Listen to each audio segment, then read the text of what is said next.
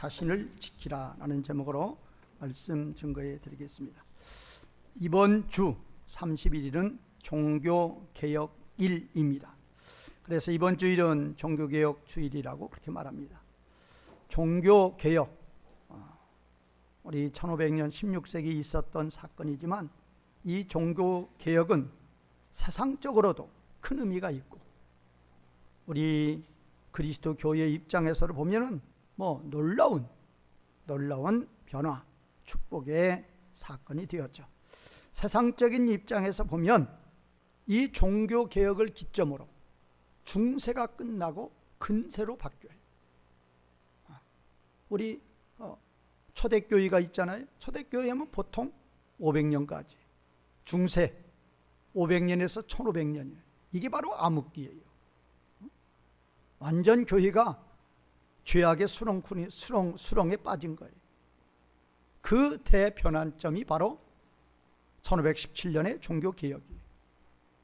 그래서 세상적으로는 중세가 근세로 변하는 변환점이 됐고 우리 기독교의 입장으로서는 그야말로 놀라운 변화가 온 거죠. 그 변화를 개혁이다, 그렇게 지금 표현하고 있어요. 로마 카톨릭 중심의 교회가 이제 개신교 중심으로 바뀐 거죠. 신부 중심의 그리스도교가 이제 성도 중심의 공동체로 바뀌게 된 거예요. 이 종교개혁하니까 세상에 있는 종교들 다 개혁했다, 그거 아니에요. 여기서 종교라는 것은 우리 그리스도교를 말하는 거예요. 1517년 마르틴 루터가 중세 1000년을 지배한 로마 카톨릭에 대항하여서 그들이 주장하고 있는, 그들이 가르치고 있는 교리에 대해서 95개 주의 반박문을 발표하는 거예요. 이 95개의 질문을 신부가 교황한테 감히 올리는 거예요. 맞느냐?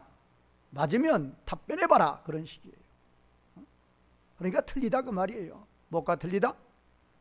뭐가 틀리다는 거예요? 성경과 틀리다는 거예요. 이 루터는 독일인으로서 로마 카톨릭 신부였습니다. 제가 그렇게 말씀드렸죠. 500에서 1500 중세라고 그랬죠. 이 중세는 로마 카톨릭의 어떠한 세상이었죠. 신성 로마 제국이라고 그래가지고 우리가 세계사에서도 배웠지만 교황이 유럽의 각 나라의 왕들을 임명하는, 그야말로 하나님의 권세를 가진 자였어요. 그래서 신성 로마 제국이라고 그랬죠. 막강한 권세를 가지고 막강한 부귀영화를 누렸던 그런 교황들이에요. 이 교황의 권세에 도전해서 그야말로 티끌과 같은 존재인 루터라는 존재가, 또 나중에는 칼빈이라는 존재가 이제 대항해서 싸우는 거예요. 그게 종교개혁이에요. 이 중세 암흑기라고 했던 거 제가 말씀드리죠. 하나님은 없어요.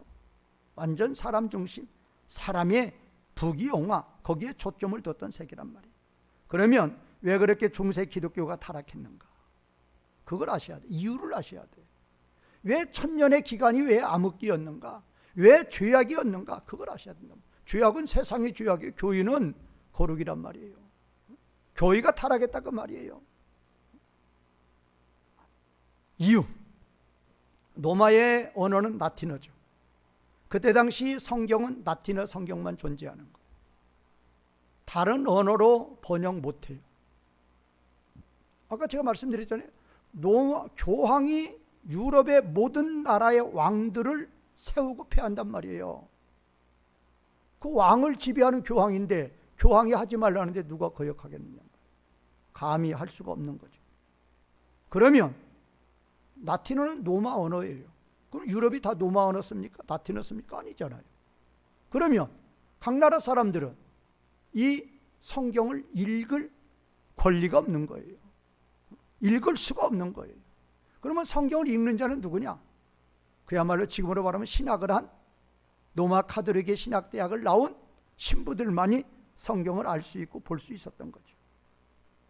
만약에 어떤 자가 성경을 헬라어 히브리어 성경을 번역했다, 그거는 화형이에요. 화형. 이단으로 화형을 시켰다.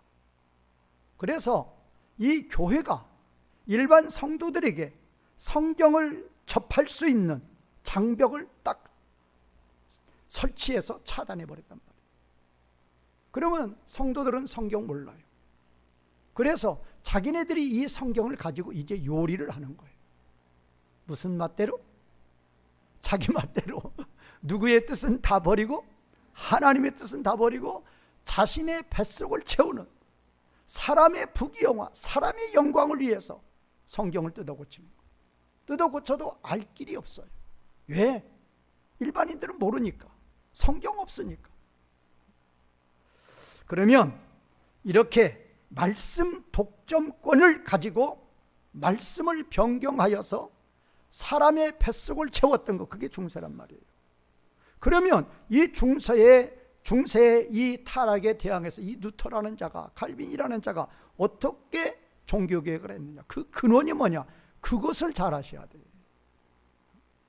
그 근원은 르네상스 운동이에요. 르네상스 운동이 14세기에 있었고 종교개혁이 16세기에 있는 거예요. 그러니까 종교개혁에 불을 붙인 것은 르네상스 운동이에요. 르네상스가 뭡니까? 고전으로 돌아가자. 고전으로 돌아가자. 고전으로 돌아가자 그러니까 헬라어, 히브리어, 고어 연구가 있었단 말이에요. 거기에 참여했던 자가 누터고 칼빈이란 말이에요. 그래서 그들이 히브리어와 헬라어를 정통했다 그 말이에요. 그래서 성경을 보았단 말이에요. 보고 나니까 로마 가톨릭에서 가르치고 주장하는, 선포하는 모든 교리들이 맞다 틀리다, 성경하고 맞다 틀리다, 틀리단 말이에요. 그래서 루터가 95개 종의 반박문을 낸 거예요.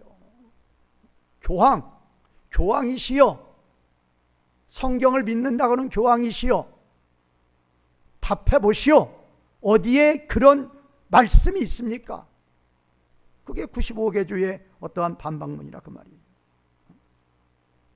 그러니까 루터와 칼빈이 이 원문 공부하지 않았으면 르네상스 운동이 없었고, 여기에 루터와 칼빈이 참여해서 원문 공부하지 않았으면 종교개혁은 있었다 없었다? 없었다니까요. 그걸 아셔야 돼요. 종교개혁이라는 단어, 리포메이션, 그렇죠. 그게 이게 폼이요, 폼. 이 폼을, 리가 뭐예요? 다시요, 다시. 접두사로 리 붙이면 다시란 말이에요. 폼을 다시 짜는 거예요. 무슨 소리를 하죠? 우리 한국에서는 천주교라고 그러죠. 천주교 다니는 분들이 자기네가 큰 집이라고 그래요. 우리가 큰 집이고 너희는 16세기에 우리로부터 분리해서 나간 너희는 작은 집이야. 아무것도 모르는 분들이 이 종교개혁이라는 단어를 쳐봤어요. 여보 쳐보면 영어 번역이 리포메이션이라니까요. 그러면 무슨 폼을, 무슨 형태를, 무슨 모양을 바꾸느냐 그 말이에요. 초대교회로 돌아가는 거예요. 원래 집으로 가는 거란 말이에요. 원래 집으로 가자고 형태를, 폼을 바꾸는 거란 말이에요. 왜? 뭐를 다 틀리게 해놨으니까. 성경 다 틀리게 해놨으니까 어디로 돌아가자? 성경으로 돌아가자. 그것이 개신교의 탄생이라 그 말이에요. 그것이 개혁이라고 번역하는 거예요. 뭐를 다시 짠다? 폼을 다시 짜는 거예요. 어디에 맞춰서? 포커스가 어디예요? 초대교회예요. 초대교회도 AD 313년 그 핍박의 시절에 십자가에 매달려도, 화형을 당해도 끝까지 말씀을 붙들었던 그 믿음으로, 그 말씀으로 돌아가자예요. 이것이 폼을 다시 짜는 거란 말이에요. 어디로 돌아가자? 성경으로 돌아가자. 초대교회 돌아가자 그 말이에요. 무슨 큰 집은 큰 집이에요. 타락해서 없어져야 될 집단들이었단 말이에요. 오늘 본문 유다서죠. 딱 한 장이죠. 이 신약에서 한 장짜리 성경 있죠. 빌레몬서, 또 요한 2서 3서인데 이 빌레몬서도 별 내용 없습니다. 또 요한 2서 3서도 별 내용 없어요. 그러나 유다서만은 볼 내용이 많아요. 우리 성도들에게 참으로 유익한 성경이에요. 유다서 누가 썼어요? 쉽죠. 이 유다가 누구예요? 예수님의 동생이에요. 육신의 동생이에요. 또 예수님의 육신의 동생 성경 쓴 자가 또 누구예요? 또 야고보란 말이에요. 그래서 예수님의 육신의 형제가 야고보, 요셉, 유다, 시몬이죠. 그러니까 순서가 이렇게 돼 있죠. 야고보, 요셉, 유다, 시몬인데 뭐 순서가 이렇게 돼 있으니까 야고보가 예수님의 큰 동생, 요셉이 둘째, 셋째가 유다, 넷째가 시몬, 그렇게 봐야 되겠죠. 순서가 그렇게 되니까. 근데 그 중에서 야고보가 야고보서를 썼고 유다가 유다서를 썼다고 말이에요. 그런데 오늘 여기 그래서 오늘 1장 1절에 보면 야고보의 형제 유다다. 왜 자기 자신을 표현할 때 내가 야고보의 동생이라고 표현하는 이유가 뭐냐? 야고보가 사도행전 15장에 보면 제1차 종교대회가 열리죠. 그때도 야고보가 사위를 보죠. 야고보는 명성이 높았어요. 원래 예수님 동생들이 예수님 생전에 믿었어요, 안 믿었어요? 미쳤다고 그랬어요, 예수님한테. 그리고 출세하려면 예루살렘으로 가야지, 이 갈릴리 총구석에서 뭐 하십니까 형님, 그랬단 말이에요. 그런 자들이 예수님의 십자가 죽음과 부활을 통해서 거듭나는 거예요. 그리고 참 신자가 된 거죠. 그리고 야고보가 예루살렘 교회의 주축이 됐던 거예요. 그래서 이 유다는 이름이 없어요. 그러니까 내가 그 유명한 누구의 동생이다? 야고보 동생이다. 탁 시작하는 거예요. 그러니까 좀 알아줘라 그 말이, 이 성경을. 자, 그래서 오늘 이 본말 중심으로 종교개혁주일인 오늘에 우리는 어떤 믿음을 가지고 살아가야 될 것인지에 대해서 말씀 증거해 드리겠습니다. 첫 번째 대지는 유다서의 기록 목적은 무엇인가? 우리 중요하죠. 유다서 왜 기록했느냐 말이에요. 자, 유다서의 기록 목적을 알려고 그러면 구조를 아셔야 돼요. 구조, 성도들한테 무슨 구조라는 이야기를 써요. 구조라는 이야기가 있단 말이에요. 그리고 이걸 아셔야만 유다서를 한 손에 딱 쥘 수 있단 말이에요. 설교가 무슨 이야기나 하는 게 설교는 본문을 풀어서 여러분들에게 알게 하는 게 설교예요. 우리 한국에서 보면 설교의 종류가 무슨 주제 설교가 있고 본문 강해가 있고 여러 종류 찾아요. 무슨 설교가 여러 종류예요. 설교는 딱 하나예요. 원래 본문이 말씀이니까 이게 본문이 설교란 말이에요. 본문 자체가 설교란 말이에요. 그런데 이 말씀이 배경도 있고 또 언어의 번역도 있고 여러 가지로 어려우니까 그거를 신약을 공부한 목회자가 풀어서 알기 쉽게 전하는 것이 설교란 말이에요. 본문 이야기 위에 하지 말라고 말이에요. 설교 강단에서 왜 딴 얘기하냔 말이에요. 본문 이야기 하는데도 시간이 없는데 본문을 풀어서 전하는 거라면, 본문을 풀어서 전하려면 구조도 딱 알려줘야 된단 말이에요. 구조라는 게 뭐예요? 유다서를 그냥 간단하게 요약하는 거예요. 이거 1절에서 25절까지 여러분들이 다 알아요? 몰라요. 모르는데 구조를 알면 탁 눈에 들어온단 말이에요. 그러니까 아시라고 말이에요. 1절 편지니까 보내는 자, 받는 자. 2절 편지니까 인사. 이건 편지의 의례 형식이니까 이건 볼 필요 없죠. 그 다음에 3절, 4절이 중요하죠. 3절, 4절은 유다서에 보면 3절, 4절은 보내는 자, 받는 자, 인사 후에 바로 시작이잖아요. 그게 첫 번째 편지 시작이에요. 거기에 주제가 있어요. 그러니까 3절, 4절이 중요한 거죠. 특히 3절에 주제가 있어요. 무슨 주제가 있어요? 무슨 주제? 믿음의 도를 위하여 뭐하라? 믿음의 도를 위하여 뭐하라? 힘써 싸우라. 이게 유다서의 주제란 말이에요. 믿음의 도를 위하여 힘써 싸우라. 믿음을 위하여 싸우라 그 말이에요. 그래서 주제 1이 있어요. 첫 번의 시작에 주제 1이 있어요. 그 다음에 5에서 19절은 설교 4편이 나와요. 자, 믿음을 지키라 해놓고 어떻게 하면 믿음을 지킬 건가? 왜 믿음을 지켜야 되는지 그거에 대해서 설교 몇 편을 쓴다고요? 4편. 몇 절에 몇 절이요? 5절에서 19절까지 설교 4편이 있어요. 그리고 나서 20절, 22절이 이제 주제 2가 나오는 거예요. 그러니까 3절 4절에서 주제를 탁 발표해 놓고 그 주제에 대해서 설교를 몇 편을 해요? 4편을 해놓고 그냥 끝났어요. 그러니까 다시 이제 결론의 주제가 또 딱 나오는 거죠. 이제 그 결론의 주제 중에서도 21절에 주제가 있는 거죠. 바로 오늘 본문의 제목인 하나님의 사랑 안에서 너희 자신을 뭐하라? 지키라. 이게 주제란 말이에요. 3절에서는 주제가 뭐예요? 믿음을 위하여 힘써 싸우는 거예요. 21절에서 주제는 너희 자신을 뭐 하는 거예요? 지키는 거예요. 그거란 말이에요. 그래서 주제 1이 있고 주제 2가 있는 거예요. 그러다 보니까 제가 뭐 항상 신학의 용어로 쓰죠. 이런 걸 무슨 법이라고 하는데 수사법으로 수미 쌍관법. 수라는 건 맨 처음이고 미는 맨 끝이라고 말이에요. 첫 번에 주제가 있고 맨 끝에 주제가 있는 1세기 당시에 글 쓰는 법이란 말이에요. 이걸로서 주제를 딱 나타낸단 말이에요. 그러니까 얼마나 우리가 깨닫기 쉽게 쓰냔 말이에요. 첫 번에 주제를 탁 선포하고 주제에 대해서 설교 4편을 탁 말씀을 하고 그 다음에 그러니까 주제가 이거라고 다시 말씀. 그러면 3절에 있는 믿음을 위하여 힘써 싸우라나 21절에 있는 너희 자신을 지키라나 갖다 달라요. 같은 거예요. 믿음을 위해서 힘써 싸운다는 그 말이 바로 내 자신을 지키는 거라 그 말이에요. 똑같은 말이라 그 말이에요. 자, 그리고 나서 이제 22, 23절은 이단들 지금도 있죠. 이 공원 앞에 있는 자들 신천지나 또 안상홍 하나님의 교회나 그런 사람들.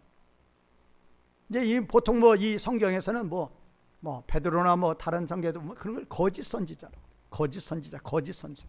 거짓 것들. 거지가 아니라 거짓이란 말이에요. 거짓 선지자들. 불쌍히 여겨라. 그것이 22, 23절. 그리고 이제 24, 25가 뭐예요? 저 이단들을 불쌍히 여기라 해놓고 24, 25는 하나님 감사합니다. 하나님 영광을 받으시옵소서. 왜? 저들은 저렇게 멸망길 가는데 우리는 이런 환난 핍박 중에서도 1세기 얼마나 환난 핍박이 심했어요. 이런 환난 핍박 중에서도 믿음을 선물로 주시어서 이 굳건한 믿음으로 승리할 수 있도록 복 주시는 하나님 뭐합니다? 감사합니다. 영광을 올리는. 그게 24, 25예요. 그렇게 보면 간단해요? 간단하지 않아요? 간단하단 말이에요. 주제가 뭐예요? 몇 절 몇 절? 3절 4절. 주제에 대해서 설교 5에서 19절. 그 다음에 이제 결론 20, 21절. 그래서 주제 1, 주제 2. 그러니까 저 불쌍한 자들 23, 22, 23. 저 불쌍한 자들. 그 다음에 우리는 저런 멸망길 가지 않고 이 생명의 길 가도록 믿음을 주시는 하나님 감사합니다. 24, 25. 그럼 유다서 손에 딱 잡히잖아요. 자, 그러면 이제 3절, 4절이 주제니까 3절, 4절 아시아죠. 자, 3절에 보면 문장이 이제 여러 가지 있는 것 같아도 3절에 딱 3문장이 있어요. 3문장이 있는데 그 중에서 이제 우리는 섞어놔서 잘 표시가 안 나요. 3문장 중에서 주절은 몇 개다? 하나예요. 자, 주절 제가 이 원문대로 얘기해요. 찾아서 대조할 시간이 없어요. 주절은 나는 너희에게 쓸 필요성을 가졌다. 이게 주절이에요. 나는 너희에게 쓸 필요성을 가졌다. 그리고 이제 2개의 절은 이제 첫 번에는 주절이고 2개는 분사절이에요. 종속절이다 그 말. 그 종절 역할은 뭐냐? 그 나에 대한 설명이에요. 첫 번째 주절이 뭐라고요? 나는 너희에게 쓸 필요성을 가지고 있다예요. 그러면 그 나에 대한 상황 설명하는 거예요. 나에 대한 상황 설명 1번. 나는 우리의 일반적인 구원에 대하여 너희에게 쓰려고 모든 열심을 다했다. 그거예요. 그러니까 잘 들어보세요. 이 유다가 유다서를 보내기 이전에 로마서가 구원에 대한 성경이에요. 그런데 로마서 2와 같은 로마서가 구원에 대해서 방대한 내용을 기록하고 있잖아요. 유다도 그렇게 하려고 그걸 열심히 쓰고 있었다 그 말이에요. 그런데 4절의 사건이 딱 터졌단 말이에요. 4절의 사건이. 그래가지고 유다가 바꾸는 거예요. 아니다. 지금 이 수신자들한테는 1세기 때 이 교회한테는 지금 내가 이렇게 일반적인 구원이 됐을 게 아니라 지금 불났단 말이에요. 그 집에 불났어요. 뭐 보내야 돼요? 소방차 보내야 돼요. 그 소방차가 뭐예요? 그게 바로 유다서라고 말이에요. 그래서 이제 첫 번째 문장은 나 무슨 일을 하고 있는지 아느냐? 나는 일반적인 구원에 대하여 너희에게 쓰려고 모든 열심을 다했다. 그게 첫 번째 문장 종속절이에요. 두 번째 문장, 나는 성도들에게 단번에 전하여진 믿음을 위하여 싸우도록 권면하기 위하여 나는 너희에게 쓸 필요성을 가지고 있다. 그렇게 돼 있단 말이에요. 다시 한번요. 이 편지를 기록하는 배경이에요. 목적이에요. 그러니까 3절에서 주절은 나는 너에게 쓸 필요성을 가지고 있다. 그러면 무슨 목적으로? 나는 성도들에게 단번에 전하여진 믿음을 위하여 싸우도록 권면하기 위해서 그 말이에요. 싸우도록 권면하기 위해서. 그러니까 이 편지를 받으면 제발 뭐를 위해서 싸워라? 믿음을 위해서 싸워라 그 말이에요. 이게 주제예요. 그래서 그냥 일반적인 구원 교리에 대한 성경을 기록을 하다가 그거 그냥 탁 제쳐놓고 그냥 그 집에 지금 불났단 말이에요. 불난 집에 소방서 보내는 거, 소방차 보내는 거, 이게 유다서란 말이에요. 그래서 유다서의 기록 목적은 나는 성도들에게 단번에 전하여진 믿음을 위하여 싸우도록 권면하기 위해서, 믿음을 위해서 싸우도록 권면하기 위해서 이 편지를 보낸다고 말이에요. 그러면 이 수신자 교회를 불이 나도록 만든 게 누구냐? 그게 4절에 나와 있단 말이에요. 4절 같이 읽겠습니다. 시작. 이는 가만히 들어온 사람 몇이 있음이라. 그들은 옛적부터 이 판결을 받기로 미리 기록된 자니 경건하지 아니하여 우리 하나님의 은혜를 도리어 방탕한 것으로 바꾸고 홀로 하나이신 주제 우리 주 예수 그리스도를 뭐하는 자? 부인하는 자. 네 가지예요. 그들은 이미 옛적부터 심판받기로 이미 기록된 자들이에요. 그들은 불경건한 자들이에요. 그들은 하나님의 은혜를 음행으로 바꾸는 자들, 그들은 예수 그리스도를 부인한 자. 이렇게 네 가지. 이들이 큰일 날 자들이죠. 심판받기로 기록된 자들이에요. 이 심판은 지옥 심판이에요. 이들은 불경건한 자들이에요. 하나님의 은혜를 뭘로 바꿔요? 음행으로 바꾸는 자들이에요. 이들은 우리 주 예수님을 부인하는 자들이에요. 이들이 수신자 교회에 어떻게 들어왔어요? 몰래 들어왔단 말이에요. 우리 교회도 가만히 보면 가끔 신천지가 왔다 가요. 모르죠. 근데 왔다 가요. 왔다가 무슨 메모 같은 거 남겨놓고 가요. 뭐 하라고 왔어요? 내가 이 교회에 들어오면 내 자리가 있는가 없는가 보러 온 거예요. 우리 교회 왔다는 되게 가요. 자리가 있어요 없어요? 자기 자리가 어디가 있어요? 말씀이 꽉 차 있는데. 그냥 가는 거예요. 그냥. 여기 안 되겠다. 얼마 전에도 신천지에서 전화 와가지고 우리 교회에 100명을 보내줄 테니 두 교회를 합치자는 거예요. 근데 신천지 사탄아 물러가라 그랬죠. 그것도 유료의 전화로 왔어요. 유료의 전화. 목사님, 코로나로 인해서 교회가 얼마나 지금 힘들고 줄어들었습니까? 우리가 100명 보내드리겠습니다. 그것도 선난 섭녀로만. 그것도 우리 교회 옛날 나오던 자를 통해서. 우리 교인이었어요. 자기가 목사라는 거예요. 그래서 어디서 안수 받았느냐? 목사 안수증을 착 보내왔어 저한테. 목사 안수증 없어요. 사진으로 목사 안수증. 이렇게 이단들은 가만히 들어와요. 몰래 들어와요. 몰래 들어와서 이 수신자 교회를 어떻게 해요? 무너뜨리려고 그러는 거예요. 불이 난 거예요 지금. 그래서 유다가 이거 안 되겠다, 빨리 보내야 된다 해서 이 편지를 보낸 거라. 자, 그럼 이제 두 번째 대지는 이제 설교 4편이에요. 설교 4편 5절에서 19절인데 양이 많으니까 빨리 갈 거예요. 자, 설교 1편 표시해 놓으세요. 8절에서 10절이에요. 설교 1편 몇 절에서 몇 절이라고요? 8절에서 10절. 설교 2편 12절에서 13절. 설교 2편 몇 절이라고요? 12, 13절. 설교 3편 16절. 설교 4편 19절. 이렇게 설교 4편이 있어요. 그런데 보니까 뭐 빠졌네요. 중간중간. 그 중간중간 빠진 거 뭐냐? 지금 8절에서 10절 앞에 5절에서 7절이 있어요. 그럼 그건 뭡니까? 예화. 예화의 예화 1. 그 다음에 지금 12에서 13절, 12에서 13절 앞에는 11절의 예화가 있어요. 11절의 예화.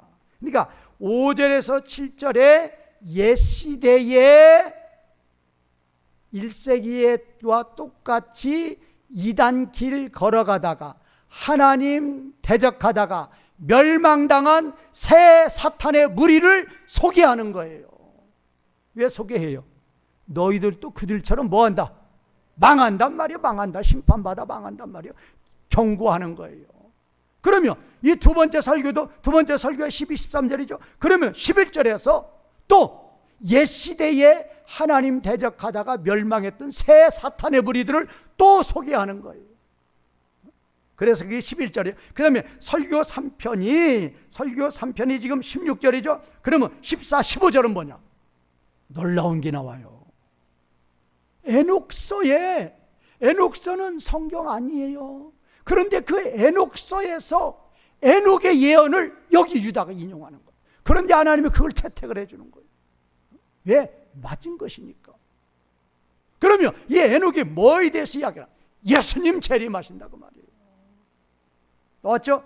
자, 14절 보세요. 14절. 보라, 주께서 그 수만의 거룩한 자와 함께 뭐 하셨다? 임하셨다 해놨어요. 임하셨으면 초림 아닙니까? 아니에요. 재림이에요. 그런데 과거사 씁니까? 이건 너무나도 확실하니까 과거사로 못 박아버리는 거예요. 확실한 진리. 그래서 에녹이 예수님의 재림을 예언한 거예요. 예수님이 재림하셔서 이렇게 15절에 보면은 이렇게 이런 자들 심판할 것임을 말씀하시는 거예요. 그리고 이제 마지막으로 이제 19절의 설교가 있는데 그 19절의 설교 앞에 17절, 18절이죠. 17절, 18절은 뭐냐? 사도들의 예언이에요. 사도들의. 그러면 사도들이 뭐를 예언했느냐? 말세에 그렇게 육신의 정욕에 빠지는 무리들이 있다. 경고하는 거예요. 그러면 지금 설교 8절 1편이 8절 10절이죠. 그 앞에 5절 7절. 옛시대에 하나님 대적하다가 멸망한 새 무리들. 그 다음에 12, 13절이 2편이죠. 그 앞에 11절. 옛시대에 하나님 대적하다가 멸망한 자들. 그 다음에 16절. 그 앞에 뭐 있어요? 14, 15절. 예수님 뭐 하신다? 재림하신다. 재림하시는데 재림하셔서 심판하신다 그 말이에요. 경고죠. 그 다음에 19절인데 17, 18절이죠. 뭐죠? 말세에 어떤 자들? 육신의 정욕에 빠지는 자들이 있다. 그런데 이들이 바로 누구다? 지금 수신자 교회에 침입을 해가지고 넘어뜨리려는 바로 거짓 선지자인 바로 너희들이다 그 말이에요. 너희들이다. 그러면 이들이 하는 일이 뭔가? 말씀을 무너뜨리는 거예요. 말씀 무너뜨리는 거예요. 그래서 믿음을 위해서 힘써 싸우라는 것은 말씀을 뭐하라? 세우라고 말해요. 세우라. 너희 자신을 지키라 그 말은 너희 마음 가운데 있는 뭐를 굳건히 지키라는 거예요? 말씀을 굳건히 지키라는 거예요. 말씀을. 우리는 지금 이제 3절 4절에서 주제가 뭐였어요? 뭐를 위해서 힘써 싸우라? 믿음을 위해서 힘써 싸우라. 그러면 믿음을 위해서 힘써 싸운다는 것은 무기가 있어야 돼요. 그냥 가장 초보적인 싸울 때 무기가 뭐죠? 김두한이 뭐예요? 주먹. 그보다 더 센 게 뭐예요? 총. 그보다 더 센 게 뭐예요? 대포. 그보다 더 센 게 뭐예요? 폭탄. 더 센 게 뭐예요? 핵폭탄 그러잖아요. 그건 누가 싸우는 거예요? 세상 사람들. 우리가 싸우는 게 뭐냔 말이에요. 우리는 뭘로 싸워요? 말씀으로 싸우는데 이걸로 싸우는 거 아니란 말인데요. 어느 교회들 가보면 이걸로 싸우는 교회들이 있어요. 이거 큰 자가 이기는 거예요. 그건 누구 싸움? 그건 사탄의 싸움이 사탄의 싸움. 우리의 싸움은 뭘로 싸운다? 말씀으로 싸운단 말이에요. 말씀으로 싸우려 그러면 누터와 칼빈처럼 말씀을 알아야 된다 그 말이에요. 말씀을. 누터와 칼빈이 뭐를 몰랐으면, 히브리어와 헬라어의 원어를 몰랐으면 종교 개혁은 있었다 없었다? 없었다니까. 그걸 아시라니까요. 제가 지금 저희 교회를 중심으로 하고 있는 게 뭐예요? 바른 원문 성경 번역이에요. 바른 성경 번역이란 말이에요.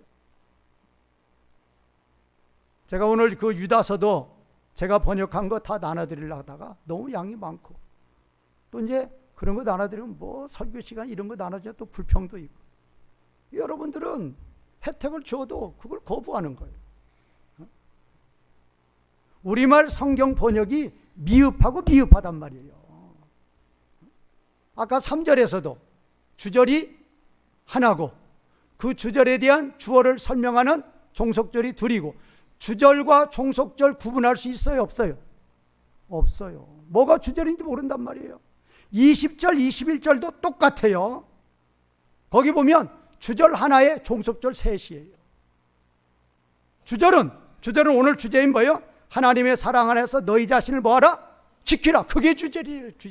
우리말 성경은 문장이 4개 문장이 있으면 A, B, C, D가 똑같단 말이에요. 어떻게 구분해요? 구분 절대 안 돼요. 찍기예요, 찍기? 사지선다니까 찍어요? 맞을 리가 없죠. 뭘로 근거될 거예요? 뭐가 왜 주절이라고 왜 근거됐냔 말이에요. 주절의 근거가 뭐라고요? 주절은 정형동사예요. 종속절은 분사절이란 말이에요. 분사절은 주절의 주어에 대한 다 상황 설명, 다 주격이니까. 여기서는 다 주격이에요. 자, 그러면 우리는 항상 누터와 칼빈이 뭐를 가지고 싸웠다고요? 말씀. 누터와 칼빈은, 누터 같으면 신부예요. 감히 교황한테 대적을 해요. 그러니까 누터가 문제를 일으켰다고 교황청에 보고가 됐죠. 그러니까 바로, 지금으로 말하면 바로 교황이 독일 황제한테 전화 거는 거죠. 내 이놈 그러는 거죠. 내 국민들 잘 단속해라. 누터 잡아와라 그거죠. 누터 잡아와라. 그래서 누터가 피하다가 나중에는 그 왕한테 가죠. 그러면서 가면 이제 죽는다는 것은 정한 이치예요. 그래서 무슨 찬송 부르면서 갔어요? 내주는 강한 성이요 방패와 병기 되시니 부르면서 갔단 말이에요. 그때 누터가 작곡한 찬송이란 말이에요. 이런 찬양을 부르란 말이에요. 이런 찬양. 그러니까 이 하나의 신부가 교황과 맞서 싸웠다는 것은 자기의 육신의 힘으로 싸웠으면 그건 담칼에 베어버려요. 근데 뭘로 싸웠다고요?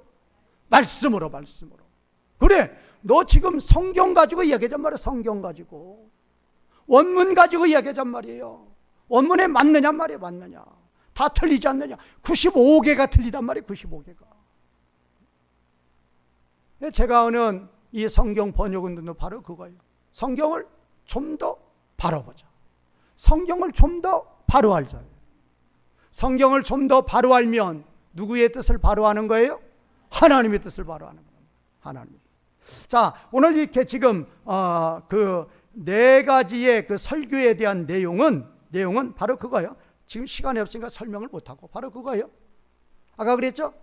설교가 지금 4편이 있는데 예화가 있어요. 예화, 첫 번째 설교와 두 번째 설교는 뭐예요? 어느 시대 때? 옛 시대 때. 누구를 대적하다가? 하나님을 대적하다가 즉각적으로 광야에서 심판받고 사탄이 타락한 천사가 심판을 받고 소돔과 고모라 성 사람들이 심판을 받고 다 그랬다고 말이에요. 이게 하나님 대적하다 다 심판받은 거란 말이에요. 두 번째 예화는 뭐예요? 가인의 죄악, 발람의 죄악, 고라당의 사건 다 심판받았지 않냔 말이에요. 그러면 1세기 너희들 지금 이단들, 이 수신자 교회에 지금 4절에 있는 그런 이단들, 4절에 있는 어떤 사람들, 너희들도 누구의 심판을 받을 것이다? 하나님의 심판. 세 번째는 뭐예요? 에녹의 예언을 이용해서 예수님 뭐 하실 것이다? 반드시 재림할. 재림하면 너희들 심판한단 말이에요. 너희들. 너희와 같은 머리들 심판한다. 네 번째는 뭐예요? 사도들의 예언. 야, 말세에 꼭 너희 같은 존재들이 꼭 나타난다 그 말이에요. 자, 그걸로 해서 이제 설교는 마쳐야 시간 없으니까, 자, 이제 마지막으로 오늘 20절 21절이죠. 자, 20절 21절 같이 읽겠습니다. 시작. 사랑하는 자들아, 너희는 너희의 지극히 거룩한 믿음 위에 자신을 세우며 성령으로 기도하며 하나님의 사랑 안에서 자신을 지키며 영생에 이르도록 우리 주 예수 그리스도의 긍휼을 기다리라. 그거예요. 그런데 여기서 주절은 어디가 주절이라고요? 하나님의 사랑 안에서 너희 자신을 뭐하라? 지키라. 그게 주절이란 말이야. 나머지는 뭐냐? 나머지는 그 너희에 대한, 지금 명령문이니까 너희는 너희 자신을 지키라 그거예요. 그 너희에 대한 상황이에요. 너희에 대한 상황. 첫 번째는 뭐예요? 너희는 지극히 거룩한 믿음의 자신을 뭐 해야 돼요? 세워야 돼요. 너희는 뭘로 기도해야 된다? 성령으로 기도해야 돼요. 너희는 뭐 해야 돼요? 영생에 이르도록 우리 주 예수 그리스도를 뭐 하는 거예요? 기다리는 거예요. 기다리는 거예요. 재림을 바라보는 거란 말이에요. 구원의 영생에 이르도록, 그 말은 구원의 완성을 바라보면서. 누구 재림하시면? 예수님 재림하시면 우리 구원은 완성이 돼요. 완성이 될 때 증거가 뭐예요? 우리가 뭐가 되는 거예요? 부활체가 되는 거예요. 부활체는 지금 예수님의 부활의 몸과 어떻다? 똑같은 몸이에요. 어떻게 이런 피조물이 그 예수님의 몸과 똑같은 몸으로 변화가 되느냐 말이에요. 부활이 되느냐 말이에요. 시간과 공간에 제약이 있어요? 없어요? 없어요. 그 영광에 대해서는 말로 표현이 안 되는 거예요. 그거를 좀 바라보란 말이에요. 바라보면, 그러니까 이 지금 만약에 보면 A, B, C, D예요. 주절이 몇 절이? A, B, C, D. 지금 20, 21로 보면 C죠. 그렇죠? A, 지금 20절에 A, B가 있고 21절에 C, D가 있죠. 거기서 주절이 뭐라고요? C. 그러면 지금 번역이 정확한 번역이 되려면 A와 B와 D를 함으로 말미암아 하나님의 사랑 안에서 너희 자신을 보아라, 지키라, 그렇게 돼 있단 말이에요. 그러니까 이거 다시 번역하면 너희의 지극히 거룩한 믿음의 자신을 세우면서 성령으로 기도하면서 예수님의 재림을 기다리면서 그렇게 하면서 너희 자신을 보아라, 지키라, 그렇게 돼 있단 말이에요. 번역이 그렇게 돼야 돼요. 자, 그러면 조금 설명을 해야죠. 첫 번째, 뭐 하면서 어떻게 해야 너희 자신을 지킬 수 있느냐? 첫 번째가 지극히 거룩한 믿음 위에 너희 자신을 세운다. 이렇게 해야 너희 자신을 지킨다 그 말이에요. 그러면 지극히 거룩한 믿음 위에 너희 자신을 세운다 그 말은 지극히 거룩한 믿음 위에 너희 자신을 건축하라 그 말이에요. 집 짓는 거예요. 집 짓려면 맨손으로 목재로 짓든 콘크리트로 짓든 집을 짓려면 재료가 있어야 되는데 여기 재료는 뭐예요? 너희의 지극히 거룩한 믿음이에요. 다시 바꾸면 너희의 지극히 구별된 믿음이에요. 그럼 믿음은 뭐라고요? 신실이에요. 그러니까 이걸 다시 말하면 지극히 구별된 신실, 그거란 말이에요. 거룩은 뭐라고 그랬어요? 거룩은 구별, 믿음은 신실이에요. 그러면 지극히 구별된 신실이라는 거예요. 이거를 잘 생각해. 이렇게 해야만 내 자신을 지킬 수 있단 말이에요. 이렇게 해야만. 지극히 구별된 신실. 구별되는 누구와 다르게? 세상과 다르게. 지극히 세상과 다르게 신실하라. 그 말은 뭐 하지 말라? 변하지 말라 그 말이에요. 변하지 말라는 건 딱 두 가지. 두 가지 할 때 딱 씨 뿌리는 비유 생각하면 간단하단 말이에요. 하나는 무슨 밭? 돌밭. 하나는 무슨 밭? 가시떨기밭. 이거 변하지 않은. 돌밭은 환난과 핍박이. 환난과 핍박이 와도 변한다? 변하지 않는단 말이에요. 가시떨기는 세상의 유혹이에요. 돈으로 유혹, 물질로 유혹, 정욕으로 유혹, 세상 것으로 유혹한단 말이에요. 그래도 변한다, 변하지 않는다? 변하지 않는다. 뭐가 변하지 않는 거야? 내 마음속에 말씀이 변하지 않는단 말이에요. 죽인다 해도 우상에게 절하지 않는다. 아무리 유혹해도 간음하지 않는 거란 말이에요. 이것이 바로 지극히 구별된 신실이란 말이에요. 그래야만 뭐를 지킬 수 있다? 내 자신을 지킬 수 있어요. 두 번째, 뭘로 기도하고? 성령으로 기도하고. 내 뜻대로 하지 말고 내 뜻, 예수님의 십자가 기도도 그거잖아요. 내 뜻대로 하지 마시고 누구 뜻대로? 아버지의 뜻대로 그거예요. 주님, 내 뜻 다 버리고 주님, 비두니아로 가고 싶어요. 아니야, 너 마게도니아로 가. 주님, 갑니다. 주님, 스페인 가고 싶어요. 아니야, 또 예루살렘 올라가. 주님, 갑니다. 결박과 환난이 기다려도 주님이 가라니까 갑니다. 성령의 매임을 받아 갑니다. 하나님의 뜻대로 기도하란 말이에요. 하나님의 뜻을 따라 기도하고 그 길을 향해서 달려가야 내 자신을 지킬 수 있단 말이에요. 세 번째는 뭐예요? 뭐를 바라보라? 재림을 바라보라. 구원의 완성을 바라보라. 구원의 완성을 진짜 믿으면 세상에 아무것도 없어도 돼요. 영원한 영광이 있는데 뭘 바라보느냐 말이에요. 그렇게 되면 아무리 세상과 유혹해도 바울처럼 쓰레기처럼 보이는 거예요. 그렇게 할 때 우리는 내 자신을 뭐 할 수 있다? 지킬 수 있다.